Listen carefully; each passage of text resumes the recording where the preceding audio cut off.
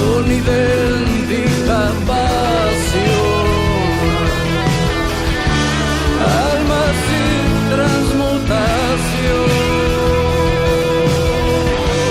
nuevos cuerpos, ¿quién será?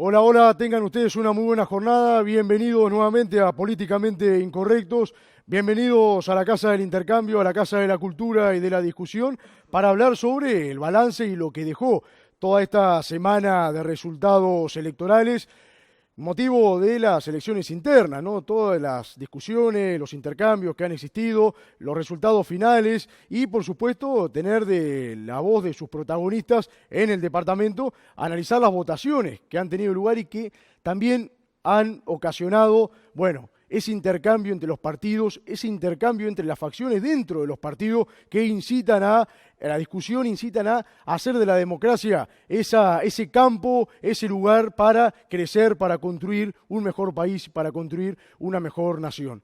Hemos hablado muchas veces en Políticamente Incorrecto sobre la historia constitucional del Uruguay. Hemos hablado muchas veces en Políticamente Incorrecto sobre la construcción, el proceso histórico del proceso electoral uruguayo. Habíamos hablado y hecho un repaso en ciclos anteriores sobre el constitucionalismo uruguayo y de qué forma se votaba en el Uruguay a lo largo de los años y cómo fue moldeándose año tras año, reforma tras reforma constitucional, la mayor amplitud para acceder a la mayor cantidad de gente para decidir los destinos del país, para conseguir la mayor representación proporcional en los parlamentos. Habíamos hablado que todo había comenzado en 1830 con la primera constitución del país, el 18 de julio, donde votó una cantidad muy insignificante de personas, apenas un 5% de la población en general del Uruguay que nacía, que era aproximadamente 60.000 personas. Toda la población del Uruguay en 1830 entraba en el Estado Centenario de ahora. Votó solamente el 5%. De ahí saltamos a la Constitución de 1918, donde ahí sí, ya encontramos un fundamento teórico, ya encontramos un fundamento práctico, constitucional, jurídico, histórico, igualitario también, fraternal, donde se habilita el voto secreto por primera vez en la historia del país, donde se va a producir el gran fenómeno de la laicidad, la separación de la Iglesia y el Estado, la Constitución de 1918, y donde además se va a establecer que el Poder Ejecutivo, por primera vez en la historia del país, se va a dividir en dos. Por un lado, el presidente de la República y por otro lado, el Consejo Nacional de Administración. Luego tenemos la Constitución de 1934, que llega 2 años después de la promulgación de la ley que habilita el voto a la mujer, en 1932. Ya habíamos tenido una primera experiencia de voto femenino en Uruguay en 1927. En realidad, en Uruguay vota la primera mujer de Latinoamérica, año 1927. Pero la Constitución de 1934, que nace en un contexto de dictadura, la dictadura de Terra, crea, bueno, es una Constitución con defectos y virtudes. Entre las virtudes que tiene es que crea la figura del vicepresidente de la República y además suprime el Consejo Nacional de Administración para fortalecer el Poder Ejecutivo en un solo hombre, en el presidente de la República. Después tenemos la Constitución de 1952, donde se vuelve nuevamente a un sistema colegiado de Poder Ejecutivo. Ahora sí, ya sin presidente de la República, solamente el Consejo Nacional de Gobierno, un órgano ejecutivo de 9 miembros. Y posteriormente, en 1967, la Constitución que va a habilitar el voto a los soldados por primera vez en la historia del país y va a eliminar ya definitivamente el Consejo Nacional de Gobierno para instaurar en el Poder Ejecutivo solamente una persona, el presidente de la República. Y finalmente, la última gran reforma constitucional que hasta el día de hoy aboca nuestros intereses fue la Constitución de 1997, donde van a haber 2 grandes hechos. En primer lugar, la instauración de las elecciones internas, lo que acabamos de vivir hace una semana, y en segundo lugar, la creación de la segunda vuelta o el balotaje. De eso vamos a estar hablando con nuestros invitados, así que bienvenidos a Políticamente Incorrecto, bienvenido a la Casa de la Cultura, del Pensamiento y del Debate. Bueno, muy bien. Bueno, bienvenidos a Políticamente Incorrecto, diputado Enzo Malán. Bueno, muchas gracias por la invitación. Siempre es bueno estar compartiendo aquí con otros compañeros de otros sectores políticos y bueno, y compartiendo también con la ciudadanía. Imponente. Martín Melas, bienvenidos a Políticamente Incorrecto. Bueno, bienvenido, muchas gracias y bueno, acá estamos. Te viniste con Contento, la saludo. bufanda colorada. ¿Eh? Te viniste con la Sí, bufanda colorada. también nos está haciendo honor. Qué impresionante. ¿Hay algún aspecto simbólico No, ahí? pues rojo, azul y blanco. La bandera Artigas. Así que, Bueno, gracias. Cabello abierto. la de Otorgués. Juan Gutiérrez, bienvenido a Políticamente Incorrecto por primera vez. Muchas gracias y muchas gracias a todos ustedes por compartir la mesa con nosotros. Bueno, vamos a hablar un poco de política. En primer lugar, ¿qué le dejó la elección interna desde el punto de vista personal? ¿Están satisfechos con los resultados, Enzo? Bueno, desde el punto de vista personal, también contento en el sentido de que tuvimos una elección interna donde esto motivó a una cantidad de compañeros y de compañeras en todo el departamento, nos ayudó a reorganizarnos con una presencia fuerte, dinámica de un grupo, lo que es la Juventud Socialista, por ejemplo, acompañando, el respaldo a nivel nacional del partido, o sea, en esta instancia la vivimos como una, digamos, algo importante, positivo, algo que en definitiva nos prepara para esta instancia siguiente, ¿verdad? La que vendrá hacia el 27 de octubre. O sea, conformes con nuestro trabajo, ¿verdad? Con el trabajo que vino realizando la 90, la 190, en su contexto con los compañeros del Frente Amplio. Quizás nosotros en esta interna no tuvimos muchas situaciones a confrontar, o sea, no teníamos municipalizada la interna, a nivel nacional tampoco teníamos bien 4 candidatos, pero lo hicieron en constante unidad y por lo tanto, por ahí, porque estoy hablando de esto porque capaz que queda como en el debe que el Frente Amplio votó en forma escasa, digamos, o no votó lo que tendría que haber capaz que es la expectativa de alguno, pero en definitiva es una interna, dentro de la interna se dilucidó a nivel nacional el candidato y a nivel departamental, bueno, quedaron conformadas las distintas listas, los distintos sublemas con la distinta cantidad de votos de cara a lo que puede ser de aquí en más, el plenario departamental o la convención propia del Frente Amplio en Soriano, ¿no? Martín, ¿qué te ha parecido personalmente los resultados de esta elección interna? Bueno, para nosotros un poco llamativo. Nosotros acompañamos la candidatura del economista Ernesto Talvi. Estábamos convencidos en la interna de que íbamos a ganar, pero sorpresivamente vimos que la diferencia fue mayor a nuestros pronósticos. Sobre todo en un horario tan tempranero como a las 20:15 ya estaban dando a Ernesto Talvi como triunfador. Y nosotros ni siquiera habíamos tenido el primer delegado de mesa, ni siquiera había llegado a la sede. Antes que nada, una gran fiesta cívica. Yo siempre digo que el que gana siempre es el ciudadano y la democracia. Creo que eso es algo que siempre hay que destacar de nuestro país. Y personalmente, muy conforme, muy contento. Es la primera vez que me ha tocado militar en política. Hemos armado una gran organización para el departamento de Soriano. Y nos da esa ilusión de entender y comprender de que vamos por el camino correcto. El voto siempre nos honra, el voto ciudadano, pero sabemos que lo nuestro es trabajar en pos del ciudadano en sí. Así que si bien estamos contentos, creo que tenemos muchísimo más para recorrer y ojalá que el programa de gobierno del economista Ernesto Talvi le pueda llegar a cada uno de los ciudadanos, como nosotros decimos, porque si lo conocés lo votás, pero somos conscientes que ese es el trabajo y el gran desafío que tenemos por delante. Además, me parece también que la gente está hambrienta de tener nuevos dirigentes, ver caras nuevas en la política. Bueno, eso es lo que nos dice, sí, sin duda alguna, la gente básicamente quiere en todos los partidos políticos que haya renovación, que haya caras nuevas. Yo siempre soy de la idea, al menos desde el centro comercial siempre lo hemos practicado muy bien, que es muy sano darle lugar a a los que vienen de atrás, por así decirlo, renovar las presidencias, etcétera, etcétera. Creo que la vida es corta y no podemos siempre tener la misma energía para devolverle al ciudadano lo que realmente nos pide como candidato. Pero nosotros somos toda una agrupación joven, todos, prácticamente todos, y otro creo de los fuertes que hemos tenido es cómo distribuimos la lista, porque después de Ernesto Talvi, quien habla, los primeros 5 lugares ninguno es de Mercedes. Es gente, referentes de Dolores, referentes de Cardona, referentes de La Línea, y eso también hace que potenciar esas ciudades y que se sientan parte de algo que nosotros siempre decimos que es la descentralización, porque a veces hablamos de descentralización allá en Montevideo, pero bueno, tenemos que predicarlo también en el interior y en la práctica.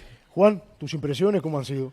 Bueno, mis impresiones son realmente, yo quedé sumamente sorprendido. De hecho, a mí me conocen como del Partido Colorado, no me conocen como de Cabildo Abierto. E inclusive hoy debería estar uno de los realmente fundadores de Cabildo Abierto y bueno, no está porque está contando votos. Ahora somos todo un grupo. Se conformó una familia que dijimos, bueno, vamos a salir a pelearla. Yo no estoy conforme con ninguno de los 2 candidatos del Partido Colorado, no me gustan. Considero que es una continuación de lo que a mí no me gustaba, que no significa que no sea lo correcto. Siempre digo lo mismo, tengo mucho respeto en decir las cosas, es lo que a mí no me gusta, y buscábamos una orientación y por lo tanto, y no la teníamos. Nosotros somos de Jorge Valle, nosotros nos creó Jorge Valle, nos hizo Jorge Valle, nos formó durante 10 años, todos los jueves viajando a Montevideo, y nos formó y junto con varios dirigentes que hoy ya están en otros lugares, que realmente nos sentimos halagados de haber tenido un profesor tan grande, tan bueno, que yo comentarles lo que era una charla con Jorge Valle era realmente una cosa impresionante. ¿Discutías mucho o siempre le decías que sí, Juan? Mirá, tuve peleado en la primera oportunidad 2 años. 2 años. 2 años peleado con Jorge Valle. 2 años sin hablarnos. Y después, volvimos a hacernos amigos de nuevo, como digo, por una cuestión de temas técnicos. Hicimos 3 ateneos, nos interesaba traer lo que era la energía, la fusión nuclear para Uruguay, una energía que no está explotada, que recién en este periodo puede ser que se analice el primer caso, está en estado de prueba. Y hicimos 3 ateneos con un grupo de ingenieros bastante fuerte, para poder lograrlo, porque acá tenemos una ley que no se permite la energía nuclear y tratar de meterle a la gente que esto no era nuclear, sino era fusión nuclear, que es otra cosa. Lo que es diferente, es difícil de explicarlo en un tema. Pero con respecto a tu pregunta, yo encontré un calor tan lindo la gente, yo nunca me había pasado, y esto lo comento, nunca me había pasado, que a mí me vinieran a pedir votos, no que yo fuera a llevarle votos. Los votos que nosotros obtuvimos es porque nos vinieron a pedir votos, nos venían a pedir ser delegados, gente que no conocíamos, y nos venían a pedir, pero por favor, y no nos dio tiempo. Yo hasta ahora tengo en la camioneta como una cantidad, una bolsita, porque realmente no nos dio tiempo de ir a los lugares que nos pidieron. Y yo contabilizaba los lugares, y sí, efectivamente, en las mesas los lugares eran los que teníamos los votos que teníamos, o sea que eran verídicos. Yo qué sé, yo me siento tan orgulloso del grupito de trabajo humano, bueno, pero por sobre todas las cosas, hablando después con los delegados, el ambiente que hubo con todos los delegados de todos los partidos políticos fue genial, fue fantástico, fue una familia ahí, fueron blancos, colorados, frente amplistas, todos una familia, y eso habla de que tenemos un país con una democracia estupenda, rica. Eso es importante. Y que hay que cuidar. Hay que cuidarlo. Enzo, Murro ha dicho en estas últimas horas que el domingo pasado el Frente Amplio votó muy mal, que tuvo un tropezón el Frente Amplio, que por primera vez en una elección no llegaba a los 300.000 votos. ¿Qué opinión te merece esas declaraciones? Bueno, primero, sin duda en parte coincido con lo que dice el ministro Murro. A ver, es una luz amarilla. ¿Por qué? Porque nosotros hablamos siempre que la democracia no puede ser votar cada 5 años. Nosotros entendemos que la democracia es mucho más que eso, elegís un diputado, un intendente, un senador, un presidente, y tiene que haber una fuerza política o tiene que haber gente, ciudadanos que estén continuamente cercanos, haciendo crítica constructiva, aportando, corrigiendo, y bueno, y hemos apostado a esa democracia, a organizarnos durante todo el periodo, ¿verdad? En alguna medida, en lo personal y en lo mínimo, aquí con algunos espacios, hemos podido lograr algo de esto. Pero por eso voy a lo que dice Murro, va más allá de eso. La gente, el pueblo frente amplista, yo creo que nos ha quedado, porque es una elección interna, tenemos que siempre analizar eso. Los frente amplistas o los simpatizantes del Frente Amplio, creo que desde la fuerza política nos ha costado, una vez que llegamos al gobierno, mantener los comités de base abiertos, mantener los sectores activos en esa actividad de control y de aporte como fuerza política a los que están en alguna actividad de gobierno, ya sea legislativa o ejecutiva. Entonces, lo que dice Murro, en definitiva, es un tropezón, porque fíjate que los frente amplistas no decidieron o algunos no decidieron ir a expresarse en la interna del partido. Entonces, eso es una luz amarilla que nos dice, bueno, de aquí en más, ¿por qué no habrán ido? Entonces uno puede tener distintas explicaciones, uno puede decir, como me ha dicho alguno, a mí me daba lo mismo que fuera Andrade, Cose, Martínez o Vergara. Bueno, en la iniciativa nuestra, o sea, en la forma de visualizar la política, eso no importaría, tendrías que haber ido. Otros incluso dicen, bueno, no voy porque hacía frío. Entonces, eso, me parece que eso es el debe, el ideologizar al pueblo, a la gente, al pueblo frente amplista, para que esté presente, para que participe. Sabemos que también la participación es una cuestión que hoy cuesta mucho en distintos aspectos, ¿verdad? En lo deportivo, en lo religioso, en lo comercial, en donde fuere. Siempre vas a una comisión de fomento, a una escuela, y siempre cuesta conseguir quién se encarga de tal cosa, y cuando conseguís a alguien es el mismo capaz que está en el club, es el mismo que está en otra comisión. Y bueno, teniendo en cuenta esta nueva realidad, sí, yo creo que Murro, en esa tristeza que él afirma, también está el desafío de cómo de aquí en más, nos ponemos las pilas y descubrimos que es importante y es valiosa la participación activa de los ciudadanos, en este caso los Frente Amplios. Ahora, desde adentro del Frente Amplio, ¿cómo hacer para que esa luz amarilla, o qué medios crees que son más importantes o eficaces realizar, para que esa luz amarilla no se transforme en una luz roja, ¿no?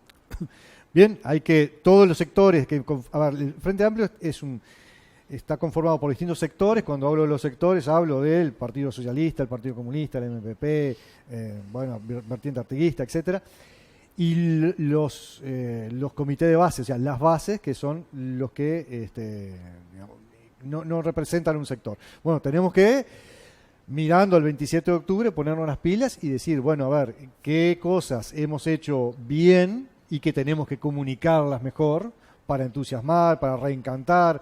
Por ahí se ha hablado de los desencantados. Bueno, a ver cómo reencantamos con este proyecto político, mirando hacia octubre, con lo hecho. Y también decir, bueno, ¿qué vamos a hacer? Porque está bueno lo que pasó. Y a veces nosotros cometemos el error de decir, sí, estos son los logros del Frente Amplio, está espectacular los logros. Pero, ¿y ahora en más?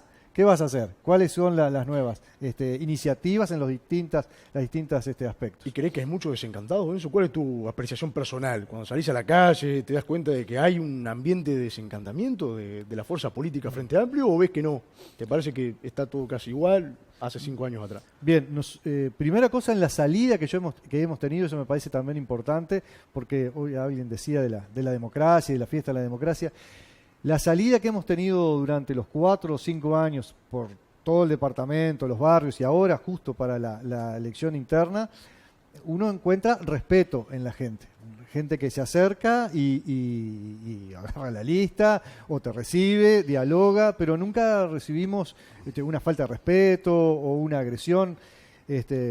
También nosotros tratamos con respeto a la otra persona también. Entonces, me parece eso importante. Y con respecto a lo que me preguntabas, es cierto que hay un conjunto de personas muy críticas hacia el Frente Amplio. Algunos dicen, bueno, debimos ir más rápido en algunos aspectos, debimos haber profundizado en algunos otros. Bueno, hay criticidad. El tema es cómo convertís esa criticidad en que decir, bueno, a ver, para seguir avanzando, para seguir profundizando esas cosas que a vos te parece que todavía no se han hecho. Bueno, tenemos que proponer acciones concretas que están en forma general en lo que llamamos el programa único del Frente Amplio. Sí. Ahora, ese programa único del Frente Amplio hay que aterrizarlo a propuestas concretas. Bueno, ahora Daniel Martínez, por ejemplo, que es el candidato de todos, el candidato del Frente Amplio, ha planteado nuevos impulsos en distintos aspectos. Por ejemplo, el desarrollo humano. Sí. Y eso me parece fundamental, porque, a ver, el desarrollo humano, ¿qué consiste? ¿Qué consiste hablar del empleo, las nuevas formas del empleo? Bueno, ¿cómo vamos a hacer ese traspaso a las nuevas formas de empleo para capacitar a la gente para el futuro que ya está, ¿verdad? Ahora vamos a continuar hablando de eso y antes de irnos a la tanda, déjame preguntarte, Martín, Talvi consiguió casi 100.000 votos. ¿Cuáles son las causas cuál es el diferencial de Talvi frente al de Sanguinetti, por ejemplo? Bueno, Ernesto siempre lo dijo, hizo una organización política nueva con más de 300 técnicos y profesionales para armar el programa de gobierno. A nuestro entender, es un programa de gobierno que se hizo público ya hace varios meses, si bien ahora está el programa completo, que él ya lo lanzó el programa en sí.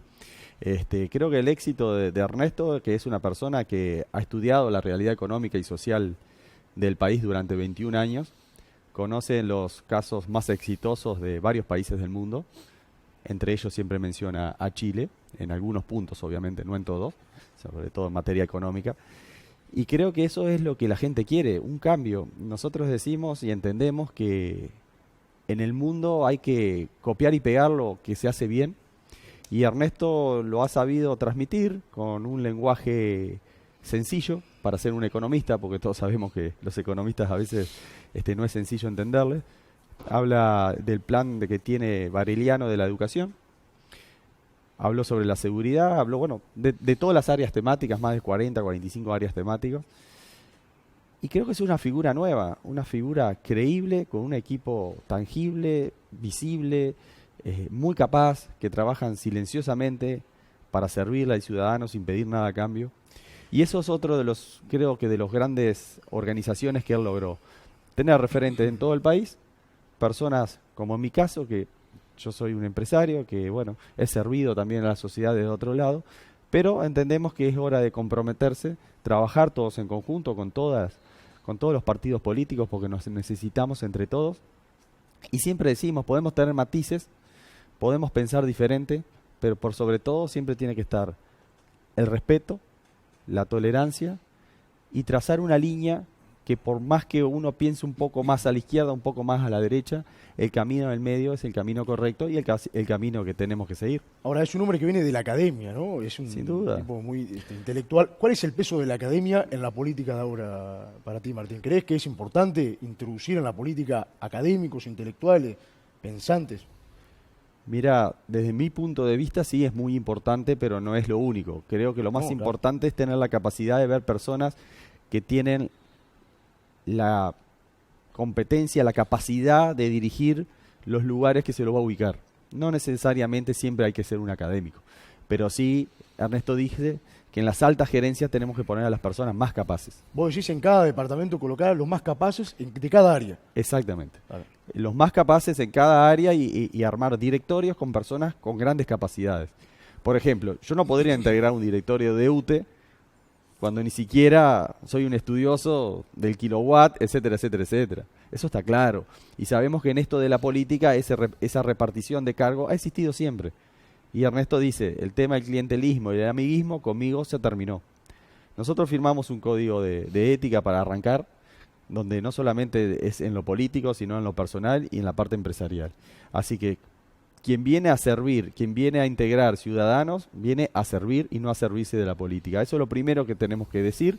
Obviamente que sabemos que después llega una instancia que tenemos que ver quiénes son los más capaces y bueno, y de esa forma distribuir los cargos. Juan, aguantame 2 minutos que vamos a la tanda y ya vuelvo con vos. Te hago la primera pregunta del nuevo bloque. Sí, no hay ni problema, pero nos quedaron un montón de cosas, Tal cual. históricos. Ya volvemos con más políticamente incorrectos. Quédense detrás de la pantalla. Conectate a CB10. Sin costo de conexión, fútbol uruguayo sin pagar más. Muchos paquetes para elegir. Películas, entretenimientos, deportes, infantiles, juegos, música, viajes. CB10 con toda nuestra programación con la mejor calidad de imagen. Y todo el deporte local en HD. Pagás siempre lo mismo, sin extras, sin sorpresas. CB10 HD. El delito se configura desde el momento que se están distribuyendo sin autorización del titular de las señales, esas señales, sean cuales sean. Y además se configura cuando el usuario, o sea, el dueño de casa, el usuario final, contrata, porque también está cometiendo el delito, contrata el servicio. O sea que aquel que compró una cajita o instaló también puede ser investigado y estar condenado. Quien haya comprado la caja y quien haya contratado ese servicio, que además ya adelanto que se incautaron los equipos informáticos de estas 2 personas que denunciamos, donde obviamente deben estar los datos de estas personas. Se está periciando en este momento, no lo sé, se está periciando. Yo creo que la gente quiere creer que es legal, porque todo indica que es ilegal. Ahora, si yo me quiero autoconvencer de que esto es legal, obviamente me puedo autoconvencer.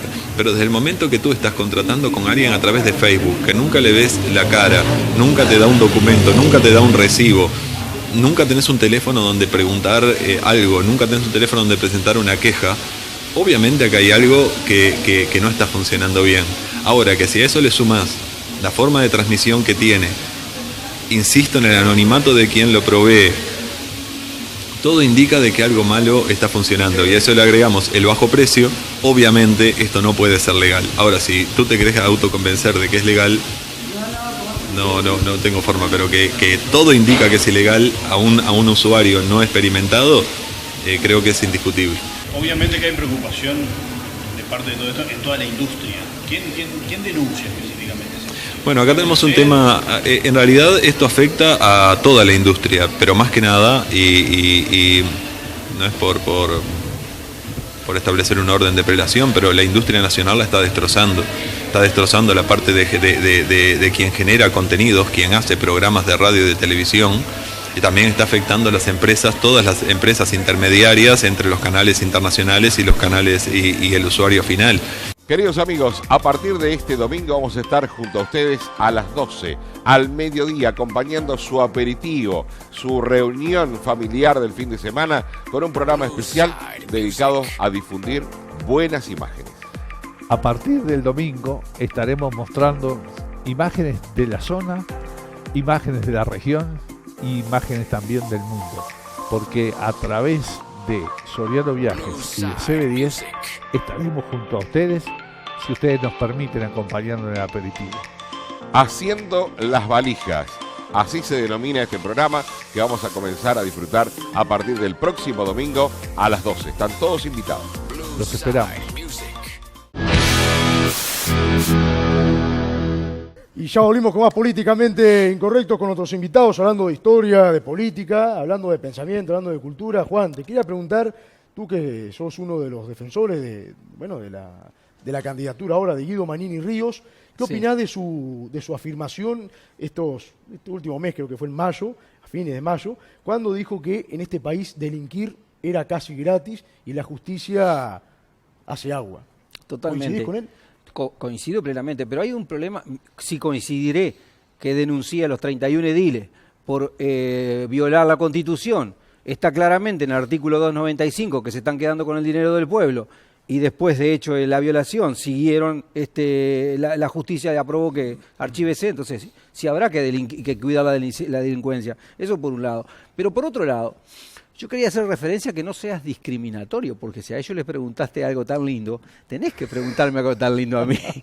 Yo te voy a decir algo. No se sobreentiende, Juan. No se sobreentiende.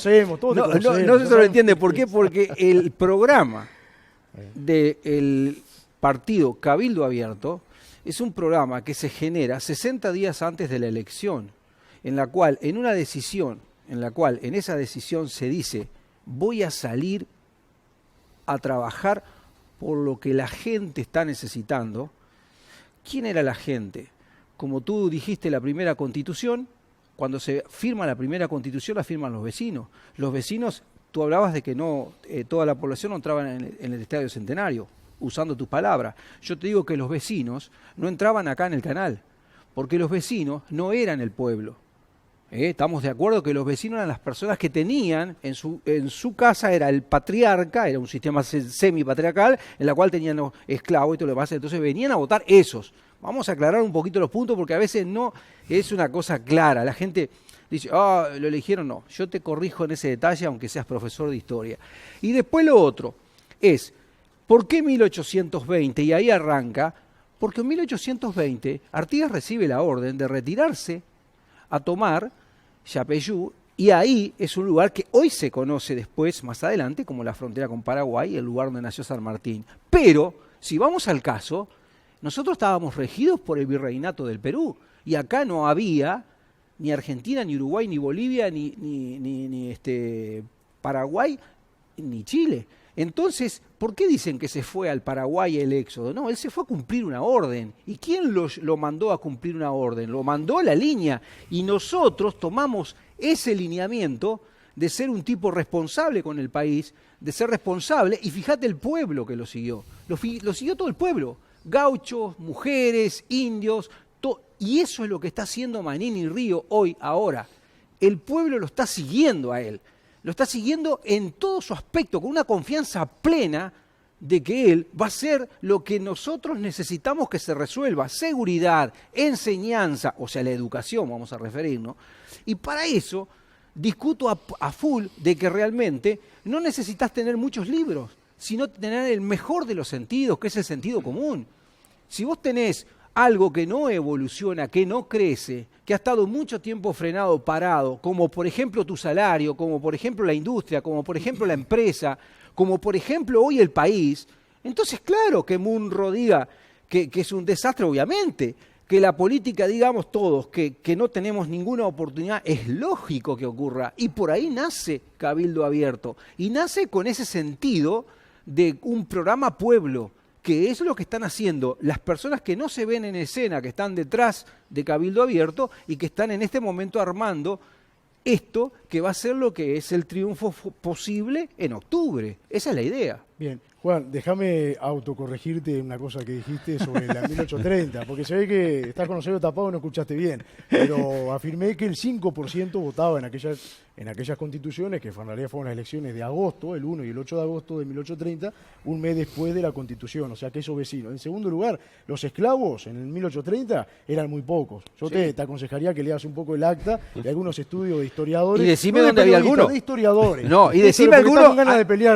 Porque desde hoy te estoy diciendo, decime algún argentino que no haya firmado el acta, 24 argentinos. Bueno. Los vecinos eran el 5% y esclavos casi no había en 1830. Así que, por eso te digo que capaz que estaría bueno que veas algún informe de historial. Yo te lo voy a recomendar cuando salgamos acá después del programa. Eso es importante. Enzo, qué pelea que tenemos. Está con ganas de pelear, no seas mal.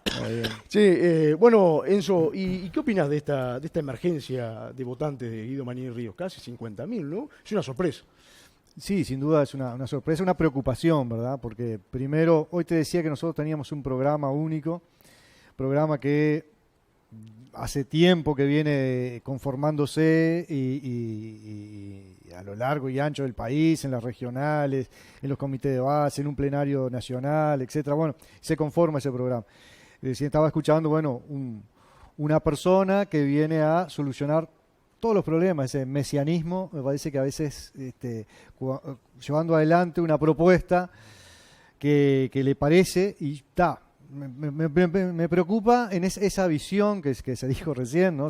Con mucho respeto, ¿no? De decir, bueno, porque a veces uno dice el me parece, es la posverdad, decir cosas sin ningún fundamento. Cuando decís tu salario está estancado, cuando los salarios hace 14, 15 años que gracias a instrumentos como la negociación colectiva o el Consejo de Salario va aumentando siempre y por encima de la inflación, decir que está estancado, bueno, entonces ver la realidad de ese punto de vista me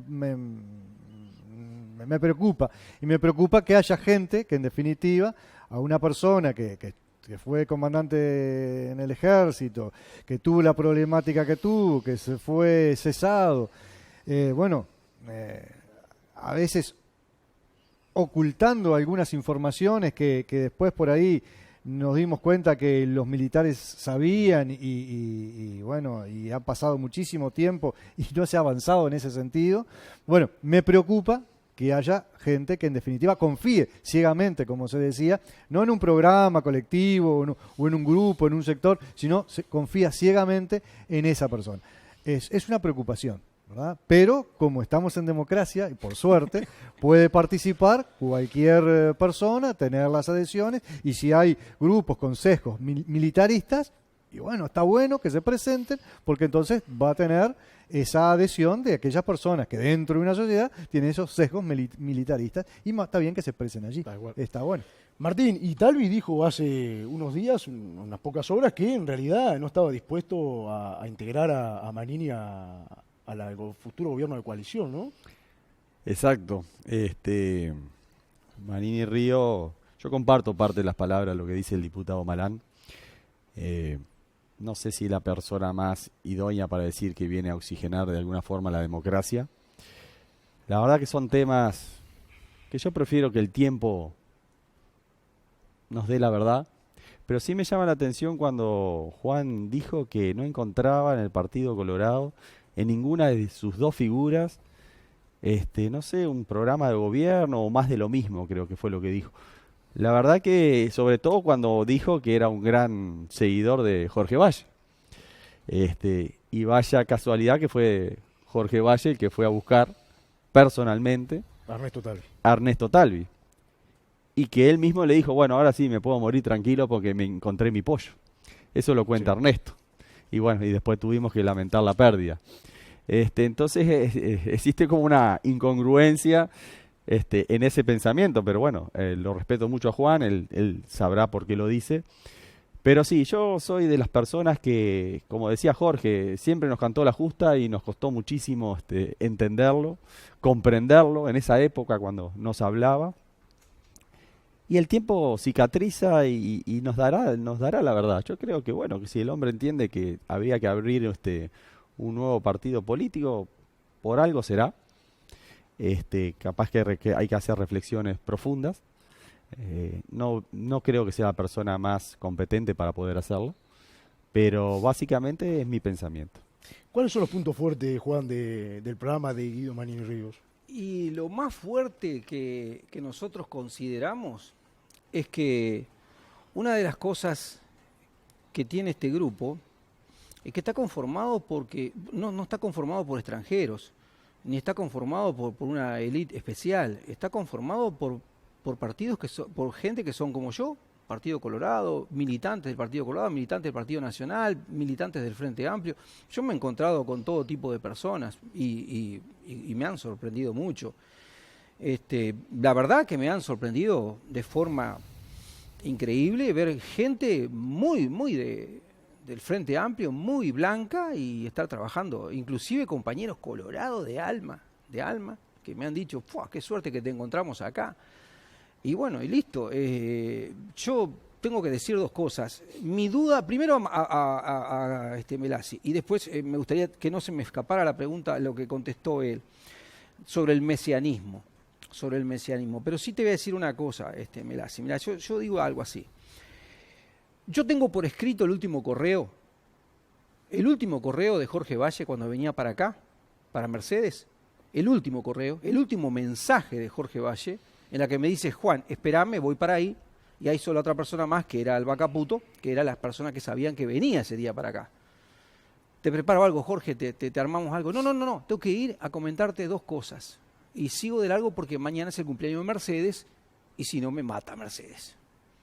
Nos quedamos en casa esperando, y por el informativo nos enteramos que se había caído, y después lo que sucedió. que se me diga a mí que la persona que tenía electa, o sea, la persona elegida, lo diga, yo fui el elegido, no sé. Yo tenía muchísima confianza en Jorge y él a mí 1000 veces me dijo que tenía una idea de personas, pero nunca me dijo que era Talvi. Eso quiero dejarlo claro, porque si Talvi dice, yo fui el elegido, bueno, bárbaro, lo felicito. Yo creo que no. Y confianza con Jorge, la última vez que estuve con él, que nos intercambiamos un libro me acuerdo que discutimos un tema, no hablamos de ese tema, no existía ese tema. Milagro que discutieron, Juan. Sí, y qué fuerte que discutimos todavía. Lo peor es que en Argentina, la llamada, te cobran la ida y la vuelta. Entonces él seguía colgado hablando y como una hora estuvimos hablando. Sobre el tema mesianismo. El tema mesianismo, yo quiero aclarar que el Mesías solamente existe en la religión judeo-cristiana. No existe en otro lugar un Mesías. Acá lo que hablamos es una solución. Entonces, es una manera muy fácil de decir, apareció el Mesías que arregla todo, cuando realmente lo que nosotros tenemos que decir es al revés.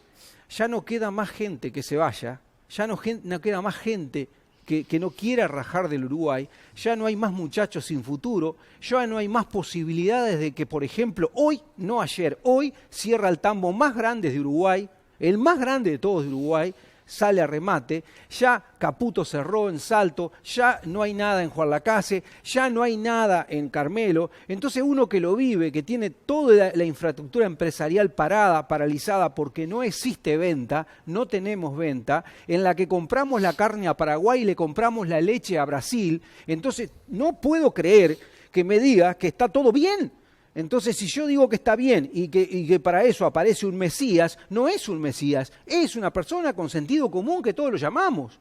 Yo cuando vino acá el 28 de febrero, fui uno que le dije, mire, usted es el ideal, no es el Mesías, el ideal lo buscó la gente. Quería contestar esa pregunta porque queda muy en el aire eso. Martín, uno de los puntos fuertes del programa de Talvi es tú lo mencionaste, ¿no? La reforma bareliana del siglo XXI, con la creación de 136, creo que, corregime si me equivoco, 136 liceos modelo. ¿En qué más es? ¿Qué te parece que qué más hay que hacer para reformar la educación, para tener la educación que todos y cada uno de nosotros queremos? Primero hay que ser bastante autocrítico en la familia. La familia, a mi entender, es la base de la educación. Los padres y las madres, hoy que trabajan, muchos de ellos separados, hijos viviendo con sus abuelos, tíos, es decir, percibimos de alguna forma que hay... Y lo otro que hay que... Perdón que me salga. El tema es que estamos atravesando una era tecnológica que no nos damos cuenta, pero es muy potente. Y nosotros, más o menos que tenemos la misma edad, creo que hemos podido diferenciar cuando no existía ni siquiera el internet o un teléfono celular, a esta vida moderna del internet y la vida celular y el celular. Tenemos que, yo comparto lo que dice Ernesto, hay muchas cosas que se hacen bien en la educación, que él siempre lo ha mencionado. EduI 21 es un caso, la verdad, ejemplar. El plan de las ceibalitas, yo creo que hay que aplaudirlo, porque de alguna forma tecnificamos, llevamos a nuestros hijos le dimos las oportunidades para que todos puedan navegar y bueno, estar comunicados con el mundo. Pero lo que pasa es que el mundo, hay que ver hacia dónde va el mundo. Y los jóvenes también tal vez lo están entendiendo, no lo estamos entendiendo nosotros, que somos los que tenemos que organizar la educación. La mejor educación es la educación que se trabaja en equipo. Y no esa educación, por ejemplo, en secundarias con materias. El caso del Liceo Impulso, que me imagino que el diputado Malán lo debe conocer muy bien, es un caso, es un ejemplo. En una cuenca de Casaballe que todos sabemos que si terminan 13 de 100 es muchísimo. Y este liceo acaba de... 75 de 100 acaban de terminar bachiller. Entonces yo digo, si las cosas que funcionan bien ya las tenemos sobre la mesa, ¿por qué demoramos tanto en copiar o replicar esos modelos que siempre estuvieron a disposición, y estoy seguro que siempre estuvo a disposición del CODICEN, de quien esté enfrente de la enseñanza, porque en definitiva, si no logramos cambiar la educación, que es la base sin duda de la construcción de una sociedad, terminamos dejando a estos chicos en el informalismo, en la vagancia, en la dependencia de las drogas, Sí, en falta el de oportunidades. falta de digamos. oportunidades, pierden el sueño. Y aquellos que todavía aún así que tienen la posibilidad de terminar el liceo, por ahí terminan yéndose al exterior y no devolviéndole al país que de alguna forma fue quien le dio la educación. A mí me parece que la educación tiene que estar gobernada de alguna forma por gente que conozca realmente de educación, que sepa, personas, no importa de qué ámbito sea, no importa de qué color político sean. Como te dije hoy, los más competentes tienen que trabajar en la educación, y si hay educación, si logramos que estos chicos terminen el liceo, que recuperen su dignidad, que recuperen su sueño, que entiendan que este es un país que tiene muchísimas oportunidades para darle, entonces radicalmente empieza a bajar la inseguridad. La inseguridad es producto, muchas veces, de la falta de educación. Tal cual. Enzo, se confirmó la fórmula presidencial, Daniel Martínez, Graciela Villar. Yo pensé que iba a hablar de educación. Viste que te deja ahí, te la deja ahí. Primera cosa, coincido casi con todo con el compañero. Lo único que no coincido es que tenemos la misma edad. Juan tiene mucho más que nosotros. Sí. Eso es verdad. Pero, pero además yo hay una cosa, yo hay quise una hacer cosa- la media para que no tuviéramos Hay una problemas. hay una cosa que es buena lo que dijo Martín. Mirá, lo que dijo Martín sobre el tema de la educación. Yo fui a conocer el cuarto liceo, me invitaron a conocer el cuarto liceo, y hay una de las cosas que ahí sobre eso tengo que tirar mucha cantidad de cosas buenas, porque realmente es donde pobre Maxi era el cocinero, ¿no? Maxi Bianchi, que tuvo ese problema de ELA, ¿no? Pero después, yo nunca vi un liceo de esa característica, y fui invitado por Herrera a ver el liceo de allá de Comer de Casaballe. No había diferencia. Claro. No había diferencia. La única diferencia que había, que en aquel se hacía una selección de los ingresos al liceo. Y acá, no había selección. Esas son cosas importantes. Por eso yo destaco que a veces nosotros en la enseñanza, si comenzamos cuando hablamos del bullying, si empezamos a ser selectivos desde ese inicio, ya estamos haciendo bullying. Y otra cosa importante con respecto a esto que te tocaba a ti la pregunta, es, yo quiero saber qué equipo tan espectacular puede meter. Allí hay 39 profesores, más todo el auxiliar de servicio, ¿no? Todo lo que es la parte de servicios y una cantidad de cosas. ¿Cómo nosotros vamos a conformar 360 liceos cuando ni siquiera se ha hecho 136 se ha hecho una presentación ante el Tribunal de Cuentas para que diga si se aprueba eso, que va a llevar un año, y dijo al otro día, y hacer tantos profesores y profesionales que en 4 años necesitas mínimo para crearlos y después hacerlo? Yo pienso que no tiene sentido, no Martín, es así. Son 136 liceos a un costo de 145 millones de dólares al año, ¿no? Sí, por encima de lo que hoy se destina en la educación.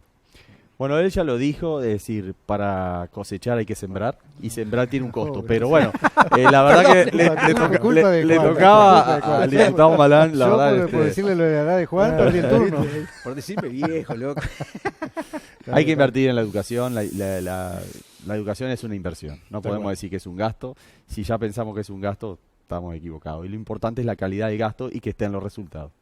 No, lo que iba a decir de educación, a ver, sin duda hay que invertir en educación. Las pruebas internacionales que no miden calidad educativa, pero sí ranquean en general, como las pruebas PISA, marcaron que Finlandia le dio un alto grado de buena educación, por decir de alguna forma más rápida, pero después de 40 años que ellos invirtieron en educación, invirtieron en su Producto Bruto Interno más del 6%, nosotros apenas estamos intentando llegar al 6%, y crearon la Universidad de la Educación. O sea, formación docente e inversión en educación. Fueron los dos elementos fundamentales, sostenidos durante 40 años para que después le dieran los resultados que obtienen. Pero yo lo que quería compartir es, primero, coincidir en que tenemos que tener políticas que también ayuden a la educación en la familia. La escuela, el liceo te podrá enseñar, ahora te educa la familia. Entonces, eso es importante tenerlo presente. También decir que en estos últimos tiempos hemos tenido un acceso a la educación como nunca antes se ha tenido en Uruguay, acceso público. Me refiero a la educación inicial, por ejemplo, los primeros años de vida, y a la educación universitaria, terciaria. Entonces, como nunca hay gente o hay alumnos en la educación hoy. El desafío de ahora en más es que eso se transforme en calidad para todos, porque tenemos estudiantes con altísimo grado de calidad. Pero ¿qué pasa? Hay algunos que todavía el impacto no les llega. Y esos son ese es el desafío, llegarle a todos y a todas con ese impacto educativo que realmente construya proyectos de vida para salir adelante en la sociedad. Y esa es la dificultad. Claro, hay que seguir invirtiendo en educación, sin duda, no como un gasto, sino como una inversión. Ese es el desarrollo productivo, el desarrollo humano que por ahí hoy comentábamos. Entonces, va por ese lado, digamos. Hoy tratar de buscar, sobre todo en la educación media, en todos los lugares que haya realmente calidad educativa. Tal cual. La ministra Quechichián, cuando vino a Mercedes, dijo que no se iba a llegar al 6% de la educación, pero se iba a llegar a un 5 punto y poco. 5,2 creo, 5,2. ahí anda en eso, ¿verdad? Ah. Sí. Bien. Enzo, ¿qué opinas de la fórmula? ¿Tú la conoces personalmente a Graciela Villar? No conozco. Es del sector de Vergara, ¿no? Últimamente sí. Porque era del astorismo, se pasó era para el Partido Comunista, después cuando se funda Asamblea Uruguay, está allí y fue edil departamental de Montevideo, estuvo en la Junta, estuvo presidiendo la Junta Departamental de Montevideo. Y bien, ahora en esa ronda de contactos yo sabía que, porque Daniel Martínez, el camino que transitó fue hablar con cada uno de los cabezas de sectores, y por ahí yo me enteré también porque tuve una conversación con Gonzalo Sibila, que es el secretario general del partido, que había 2 o 3 personas que él estaba buscando. Y bien, no la conozco personalmente, veo su trayectoria, es una persona muy activa, muy dinámica, que va también en ese sentido de reencantar al ciudadano, a la ciudadana, también ayudar y complementarse con Daniel, ¿no? ¿Te parece que hay alguna rispidez o quedó alguna rispidez dentro de algún sector del Frente Amplio con esa decisión de Martínez, no? Y espero que no, es decir, capaz que sí, pero como todo, capaz que alguien tenía alguna expectativa, capaz que otro tendría otra, pero el que salió electo fue Daniel, y Daniel hizo esa consulta con todos los sectores para intentar también tener ciertos equilibrios, ¿verdad? Y bueno, hay otros equilibrios que también se van a ir dando con el paso en el tiempo, en los distintos sectores, y bueno, pero vamos a trabajar de aquí a octubre con esta fórmula y con ese programa que te decía hoy, ¿no? Martín, ¿hay alguna novedad para el cargo de vicepresidente? No. ¿Todavía no? ¿No tenés algún dato? No, los únicos datos son los que salen en la prensa, pero la verdad que nosotros no tenemos ninguna información. ¿No irás vos como vicepresidente? No te está llamando. Capaz que está llamando. Capaz que ya está saliendo y yo no bueno, sé. ahí estaría bueno porque una gran persona. Sí, Juan, y bueno, ¿y la fórmula de Guido? ¿Sabes? La fórmula de Guido es una fórmula que van a hacer después que se haga la primera recorrida, que de hecho yo comienzo el viernes a hacer una recorrida por todos los lugares que fui a que la gente viera que me había cambiado de bando, como se dice, y estaba acompañándolo a Guido Manini, ir a agradecerle su voto, ir a agradecerle, y agradecerle también eso, y después de eso, supuestamente, que es lo que te había dicho antes de empezar el programa, posiblemente venga Guido para acá, y se elabore a partir de ahí de acuerdo a la sensación que haya, una idea, que ya nosotros la tenemos media olfateada, pero sería bueno que la idea sea un consenso de todos los 19 departamentos y todas las personas que lo integran. Sería esto es algo muy nuevo de verdad. Todos tenemos raíces de otros colores, entonces todos tenemos mañas, por decirlo de una manera, y conviene que esas cosas se corrijan en un grupo de trabajo que está paralelo a todo lo que es el área política y que lo decidan ellos. Bien. No queremos terminar el programa de hoy sin dar un fuerte abrazo a la familia Besosi, a Guillermo, que está pasando por un momento de salud un poco complicado. Nosotros hace una semana lo invitamos al programa y cuando nos enteramos de ese problema de salud que tuvo, por temas de salud no podía venir. Le mandamos, está en Montevideo ahora, la información que tenemos es que está bien.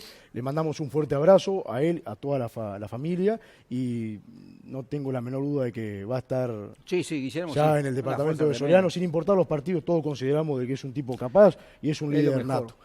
Así que bueno, muchas gracias Enzo por venir a Políticamente Incorrecto. Quedará para la próxima hablar un poco más sobre la fórmula que se va a definir. Se va a consolidar ya con el paso de los días, ¿no? Sí, supongo que sí. Bueno, primero agradecerte la invitación y bueno, agradecerle a los compañeros de mesa circunstanciales de hoy poder estar aquí compartiendo esto. Pero también estaría bueno que de aquí en más, sin duda lo van a hacer y todo lo demás, poder ir confrontando para que, porque a veces, como hoy tenemos las redes sociales o los medios de comunicación o lo que fuere, a veces, y está la posverdad que yo dije hoy en el momento, que es decir lo que a alguno le parece sin ningún fundamento, sin ningún argumento. De aquí al 27 de octubre, poder confrontar y decir, bueno, estas son nuestras propuestas, estas son los argumentos para mantenerla y para decir que esto es así. Y eso va a ayudar a pensar, ¿verdad? Para que todos los ciudadanos y las ciudadanas tengan la oportunidad de confrontar, de analizar programas y propuestas y en base a eso libremente después ejerzan su voto, porque cada voto vale lo mismo que cualquiera de otro, ¿no? Y para eso nació Políticamente Incorrecto, claro, ¿no? Para confrontar ideas y para que el ciudadano común pueda elegir qué es lo que más le adecua, ¿no? Y si tenemos una discrepancia como hoy pudimos tener con Juan o no tuvimos coincidencia bueno, estamos los dos de rojo. Sí, fui del rojo. Claro, en el balotaje vamos juntos.